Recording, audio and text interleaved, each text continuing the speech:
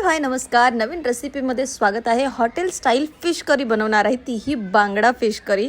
नेहमी आपण खोबऱ्याचं वाटण घालून नॉर्मल स्टाईलमध्ये फिश करी तर करतोच. महाराष्ट्रीयन घरामध्ये नेहमी खोबऱ्याचं वाटण घालूनच करतात. पण आज मी ज्या प्रकारे फिश करी दाखवणार आहे ना, ही बांगड्यांचं डोक्याचं मी भाग घेतलेला आहे कालवणासाठी. आणि हे कालवण ना आपल्याला अगदी सोप्या पद्धतीने झटपट होतं आणि खायला इतकं भारी लागतं ना की तुम्ही 2 घास जास्तच खाल आणि नेहमीच्या कालवणापेक्षा वेगळंच टेस्ट लागतं. खरोखर मी सांगते तुम्हाला, एकदा तरी अशी करून बघा. बांगड्याचा डोक्याचा भाग मी स्वच्छ साफ करून घेतला आहे, तुम्ही बघू शकता. इथे 6 पीस आहेत आणि बाकीचे मी होते ते फ्रायसाठी ठेवलेले आहेत. हे फक्त ग्रेव्ही दोघांपुरतीच होती, पण तुम्हाला 4-5 जण आरामात खाऊ शकतात इतकी ग्रेव्ही बनते ह्या क्वांटिटीमध्ये.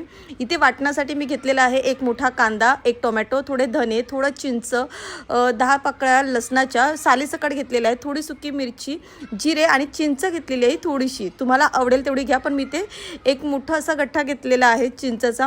हे सगळं बारीक मिक्सरला व्यवस्थित फिरून घ्यायचं, जाडसर नाही, एकदम बारीक पावडर म्हणजे पेस्ट करायची. कढईत तेल गरम केलं, तेल चांगलं तापलं की त्यात एक मीडियम साईजचा कांदा बारीक कापून टाकलेला आहे. कांद्याने व्यवस्थित रंग बदलला, म्हणजे आपल्या आयुष्यात जशी माणसं येतात आणि ते रंग बदलतात ना, त्याच प्रकारे असं छान असा कांद्याने रंग बदलला ना की त्यामध्ये टोमॅटो घालायचं आहे.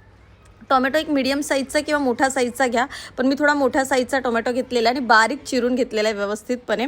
आता बघा कांद्याने रंग छान बदलला आहे. त्याच्यानंतर मी टोमॅटो घातला आणि टोमॅटो थोडा परतून त्याला आता तो मऊ होण्यासाठी, म्हणजे जरासं म्हणजे टोमॅटो असा शिजला पाहिजे ना, त्यासाठी आपण आता थोडंसं झाकण मारून 4 ते 5 मिनटं एक वाफ काढून घेऊया, जेणेकरून टोमॅटो असा एकदम असा नरम होईल आणि व्यवस्थित शिजेल तो.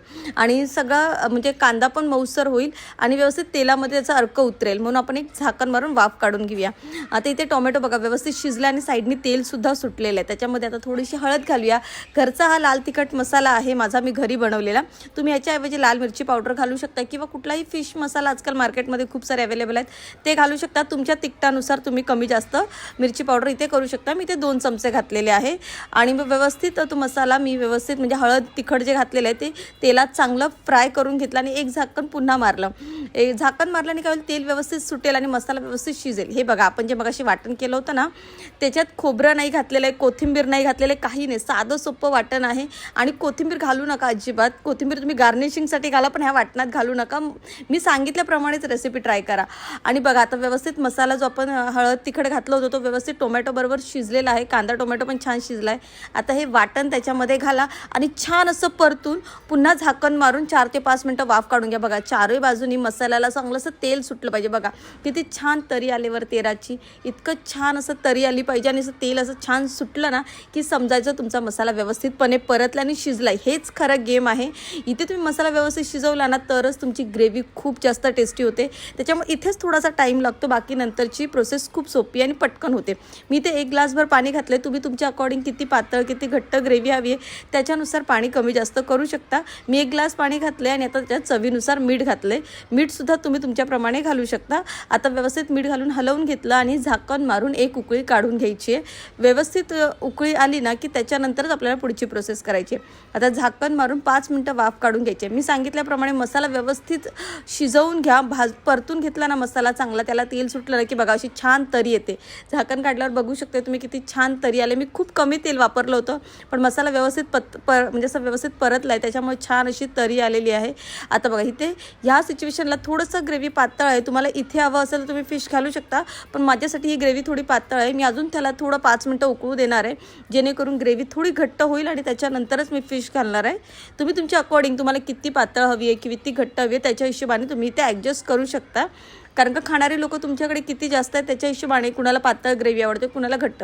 आमच्याकडे थोडी दाटसरच ग्रेव्ही ह्या पर्टिक्युलर डिशसाठी थोडीशी घट्ट ग्रेव्हीच चांगली लागते खायला, एकदम पण पातळ चांगली नाही लागत. आता बघा इथे ग्रेव्ही एकदम व्यवस्थित अशी घट्ट झालेली आहे, तुम्ही बघू शकता. आणि तरी पण बघा किती छान आले आणि ग्रेव्ही बघा एकदम अशी छान दाटसर झालेली आहे, थोडी आटलेली आहे कालवण आपलं चांगलं. आता ह्याच्यामध्येच मी आता फिश घालणार आहे, जी आपण व्यवस्थित बांगडा मच्छी जी साफ करून घेतली होती.